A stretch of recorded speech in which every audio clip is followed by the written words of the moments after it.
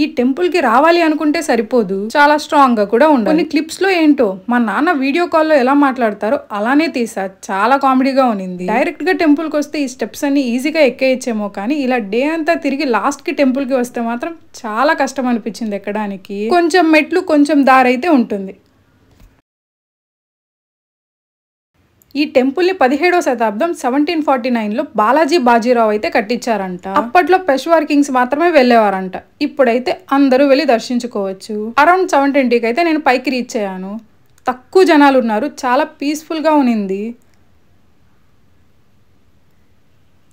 లోపలే మనకు పక్కనే పార్వతి మ్యూజియం కూడా ఉంటుందంట. నేను వెళ్ళేసరికి లేట్ అయింది కాబట్టి క్లోజ్ చేశారు. ఎక్కడికి వెళ్ళినా ఛత్రపతి శివాజీ మహారాజ్ స్టాచ్యూ అయితే తప్పకుండా కనిపిస్తుంది.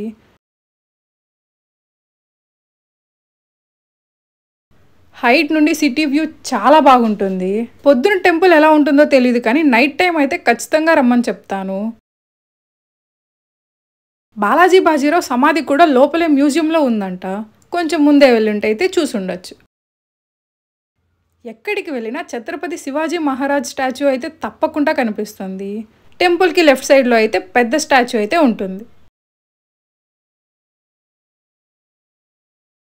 మీరు పూణేకి గనక వస్తే ఖచ్చితంగా ఈ టెంపుల్ అయితే విజిట్ చేయండి. టెంపుల్ క్లిప్స్ అయితే యాడ్ చేస్తాను, చూసేయండి.